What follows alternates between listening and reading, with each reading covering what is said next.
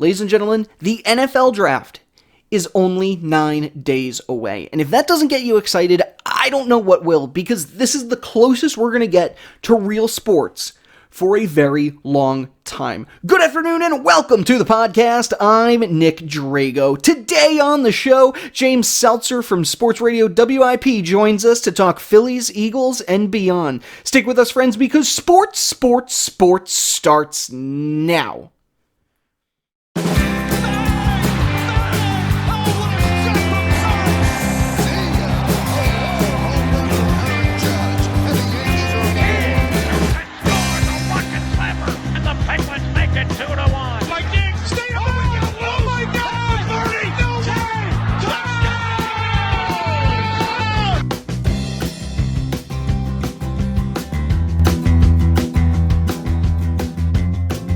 And welcome to the Sports Podcast with me, your host, Nick Drago. For those of you that are new to the show, usually we talk about all the sports news and information from the previous week and give you some insight on what's going to happen over the next week or beyond, whatever. Now, some of you may be thinking, wait a second, hold on here, Nick, you're doing one of these things on a Tuesday? That's not usually right. I know, usually I do these on Sunday, but today, it's not like I really had much else going on, so I figured, hey, why not do a little special episode, a little quarantine treat for you guys who are stuck inside and pulling your hair out thinking, why aren't I watching hockey right now like I am, but I get it. I totally get it. So, hey, welcome to the show. I know I've had a good couple days since I last signed on to one of these, so nothing really changing on my end, but for those at home, if you like what you hear, please find me on Soundcloud, YouTube, Twitter, and the Facebook. Just type in Sports with Nick Drago. You can also email me directly, sports3xpodcast@gmail.com. Again, sports3xpodcast@gmail.com. Okay, so for many of you at home, yes, I am wearing a New York Jets shirt. You might even see the Jets banner behind me here, but I am, in fact, living within the city limits of Philadelphia, which by law apparently means I have to like the Eagles and the Phillies. This is what I was told when I first moved here. Not entirely true. Oh, that's not true. I do enjoy watching the Phillies and the Eagles. I probably watched the Eagles more than the Jets at this point, but we're not going to tell anybody that I know in New York about that one. So just keep that to yourself right now. But joining me on the show today to talk more Phillies, Eagles, and beyond is James Seltzer from Sports Radio WIP. So let's kick it over to James. James, welcome to the show. How are you? It's a pleasure, Nick. Thanks for having me, man. Are you surviving the apocalypse right now? Yeah, I'm trying my best, man. It's a different world we're living in right now, but yeah, I'm getting through. It's not too bad on my end. That's good. No mad dashes to the grocery store. There have been some grocery store trips. Yes, okay. There have been. But okay. You mask up, you glove up, you do the whole thing. It's not what you would expect, but yeah, I'm getting through it. That's good. That's good to hear. So Phillies, right? Yes. This whole quarantine thing is driving me nuts because opening day would have been last week at this point. Yeah. And now I have no baseball to watch. Yeah, tell me about it, man. It is. Look, there are much more important things going on in the world right now than sports. I get that, but for sure. But I just think it's like an escape, as a distraction for all of us. We could really use some baseball right now, and it is a bummer not to have it. It's frustrating. Yeah, for sure. I've been really reading up to the latest plan is they want to have, instead of having an American League and a National League, the Grapefruit League. Yeah. They're going to separate it out into Grapefruit League, and I don't know what they call it out in Arizona, but I don't know. Yeah, we'll see. I think ultimately and again, it's such a fluid situation. It's one of those things where it seems, one day it's this, the next day it's that. I mean, they were playing sports one night, and then the next night no sports leagues are even happening anymore. They had fans in the stadiums one night, and the next day there's no one anywhere, and you can't do anything. So it's all fluid and stuff. I think it's far more likely the original plan they talked about, the Arizona plan, where they have all the teams in a general area and try and play at a certain 10 stadiums. I think that's a more likely plan of the two plans. But whatever it takes to get baseball on my TV, I'm good with. I'm good with no fans in the stadiums. Yeah. Whatever they need to do to make me watch baseball. Matt. Again, obviously safely, it's the most important thing. But, of course. But assuming they could do it, whatever they need to do, I support. Yeah. It's funny. I was actually at like the last spring training game this year. Oh, get out of here! Yeah, really? we were at my wife and I. We were down in West Palm Beach for a week. That's where her parents are from, and we did a trip. It was Mets and Astros. So it was fun. I got to boo out Tuve a little bit. There you go.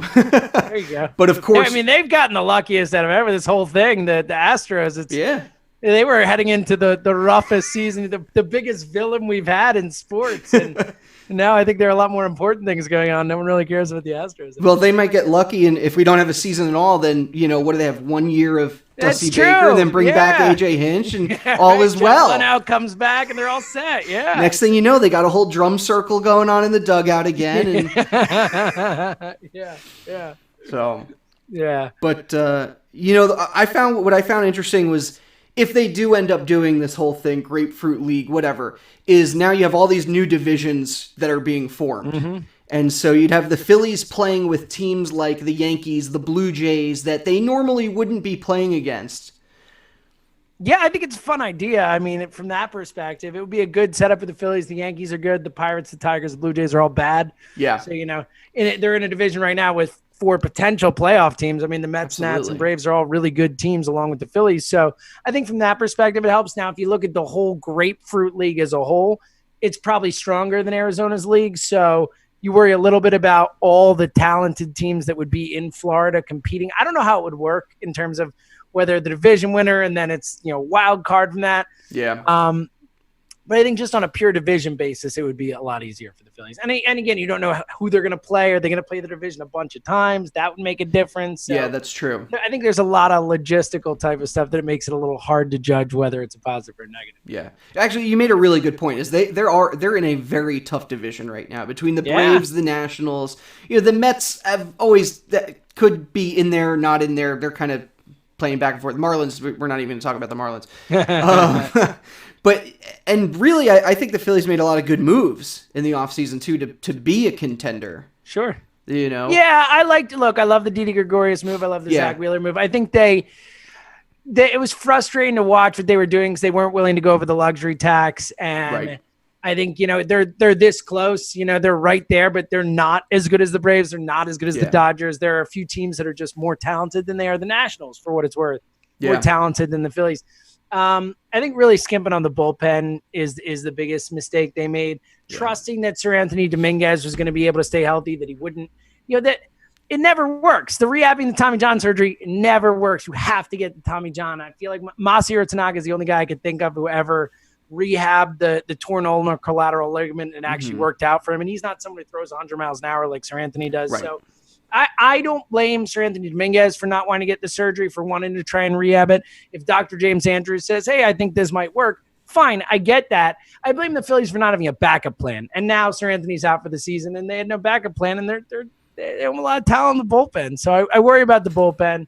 I think they're good. They're not quite good enough. They'll compete. They have a chance to maybe get a wild card again. This is all, who knows, a shortened season, variance. There's so many different factors where, all of a sudden we could see a team no one thought making the playoffs who just gets off to a hot start, and then all of a sudden they're a playoff contender, So who knows with a shortened season, but I think in a general sense, I think they're better than the Mets. I don't think they're that much better. They're probably the third best team in their division. And, it's not good enough when you consider that they went out, they got Bryce Harper, they traded for JT Realmuto, they gave up their top prospect to do it. I mean, you're kind of building a window right there, and through a number of reasons, lack of draft and developing, all those types of things, they just aren't strong enough in the moment with the window that they have, and I think it's frustrating for most Phillies fans.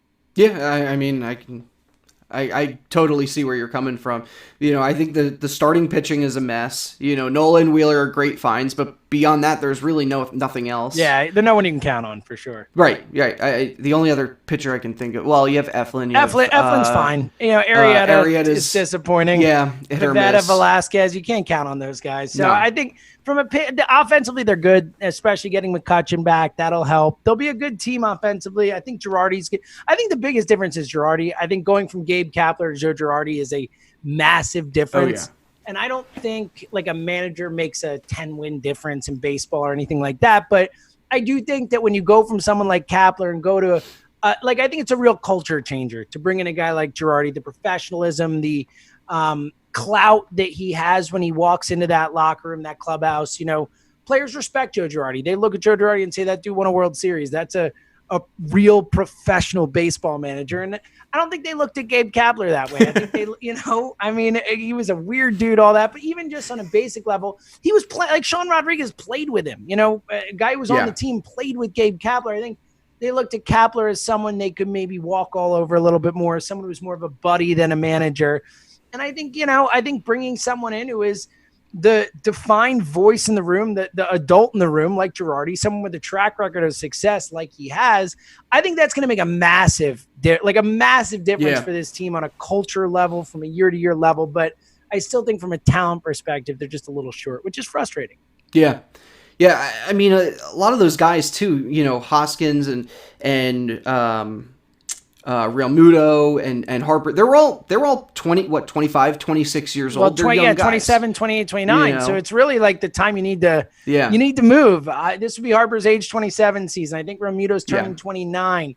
Hoskins, I think, is 26 or 27. Kingery's 25 or 26. So there's definitely years. Like, it's not like a super tight window. You can grow somewhat with these guys, but they're entering the prime. 27, 28, that's the prime of your career. That's when you're supposed to be at your physical peak. You don't want to waste those Bryce Harper years, So yeah, for sure. It's a balancing act that ultimately, because of poor GMing, because of a bad job drafting and developing, they don't have the organizational talent that they should have. And thus they're in a position where they have to go out and spend money in order to bulk up the spots they need to bulk up. And they weren't willing to just go all in and spend all the money. They wanted to spend up to a certain amount of money. And I think it's going to come back to bite them ultimately.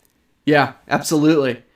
So all in all, I mean, you don't really see them getting anywhere past a wild card at this point. Yeah, look, you never know what can happen if you make the playoffs, if Wheeler and Nola go on a run, especially in a shortened season where you're going to have fresh arms. Who knows? Spencer Howard coming up from the minors, I think could be a big difference. He's legit. Alec Baum is another guy from the minors they could bring up and have a chance to kind of shot in the arm type of thing. So you never say never, but ultimately no. I mean, the Dodgers are way better. I mean, the Dodgers are way better. They're a way better baseball team than the Phillies. So ultimately I don't see it going past, maybe they get lucky and win a round, but I think that they're short this year, which is too bad. But look, the Phillies haven't made the playoffs in almost a decade. Which is crazy to think about because that 07 to 11 run really was special. And they made, won the division 5 years in a row, won a World Series, lost in the World Series another year. It was a real deal run.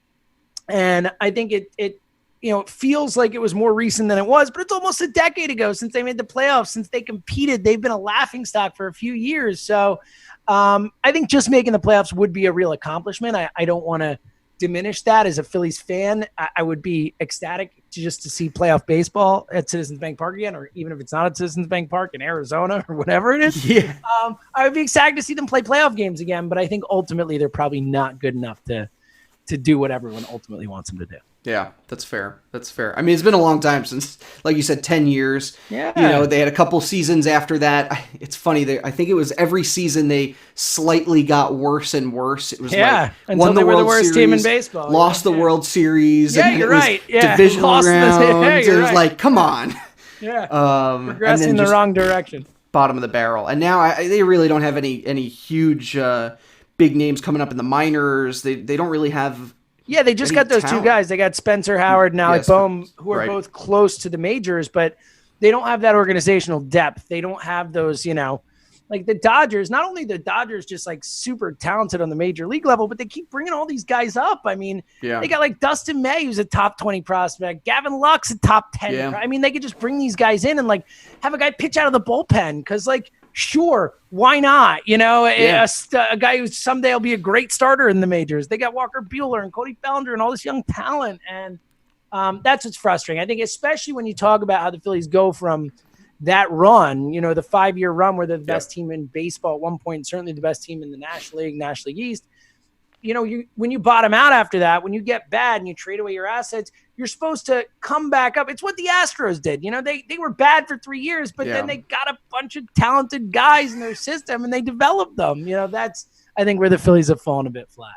Yeah, that's a good point. I mean, most of the guys on the team, Nola and Reese came up through the system, but a lot of their big names right now, they brought in from elsewhere. Yeah, Harper, Romuto, McCutchen. I mean, a lot of those guys were not homegrown type guys. Right. Didi, Wheeler, most of them. So it's frustrating because the way to really win and have sustained success is to draft well and develop those guys. And the Phillies have done a poor job of that. Yeah, that's a good point. Shifting gear a little bit, Eagles. So the draft is next week. Thank God. I mean, thank God. Do we need the NFL draft? Oh, I'm so excited. I'm going to sit there. I'm desperate for it. It. Like real sports content that is like, it might not be games, but it's like, I need it so bad. I will not leave the TV for hours. It's going to be great. It's funny. Usually, I'll watch the first round and I'm like really into it. Like I'm hyper focused. I want to see everything that goes on in the first one. And then after that, it's like, I should give you some background here. I'm actually a Jets fan. So everything about the draft and football is terrible to me. Yes. That is rough. And it's funny, every year, like, I'll say to my wife, like, I think this is the year. They're going to draft so-and-so, and they're going to do this. And she just rolls her eyes, just like, Nick, come on. It's the Jets. It's the Jets. Yeah. Like, I know. You got Joe Douglas, though, now, Joe Douglas. I love Joe Douglas. We Eagles fans are fans of Joe Douglas. When they got Joe Douglas, every Eagles fan around here that I've met was like, oh, my God, you're so lucky, and he's going to bring all these great players in, and so that's what I'm hoping for. This is his first real chance to show us what he got. Put his kind of stamp on the team, so to speak. So, I like Joe Douglas. I think he's smart. He's a good football guy. So. Yeah, absolutely. But, it's been a rough go for the Jets. I'm with you. I get it. For sure. So, I mean, Eagles fans, you kind of had the same... I mean, for Eagles had a lot more success than the Jets have. We did. Our last, if you want to call it success, was literally Sanchez, Mark Sanchez and Rex Ryan, which, after the whole butt fumble, that kind of just died. I don't even want to talk about that. Yeah, that's rough. It's been a rough go. Yeah, for sure. Go. But who do you think the Eagles are going to go for? Obviously, wide receiver is their biggest need right now. Sure. That seems to be where everybody's pointing towards, but what do you think? Yeah. So if you look at Howie Roseman's history, he generally does not draft wide receivers high. He is in his drafts, he's traded out of the first once, and then he's taken a quarterback, and then every other first round pick he's made has been an offensive or defensive lineman. So history says they won't. But you look at what he's done this offseason, the way they've kind of built this team. It's been all defense. They went out and traded for Darius Slay. They signed Javon Hargrave. They've made a lot of defense-first moves when everyone thought they would be going all in on wide receivers. So, look, I think Howie is a firm believer in the best player available type of thing. I think he certainly could trade up or trade back if the right move is there. But I don't think he's going to force a wide receiver. I don't think he's going to say, oh, we have to take a wide receiver because that's what we need. Yeah. So I think it really will depend on how the board falls. But I think one way or the other, they will come out of this draft with wide receivers. I think at least a couple of them. The question is if it's a guy that they want in the first, or if they can move up and get one of those three big guys, the Ruggs, Judy, CeeDee Lamb type of guy. That would obviously be very cool. I think Eagles fans would be very happy with that. But the way it seems, and again, I think the mock drafts, it's so hard to really know, they're never right. It's always, someone always falls, isn't that? So I think if they can get a wide receiver in the first round, they will. I don't think Howie will reach for one, though. So if one of those three big guys is off the board, maybe Justin Jefferson. If not, I think it's more likely trades back and tries to get a couple receivers than tries to force it at 21. Yeah, I mean, Jefferson's the name I've heard the most in most of those, mock drafts. Yeah.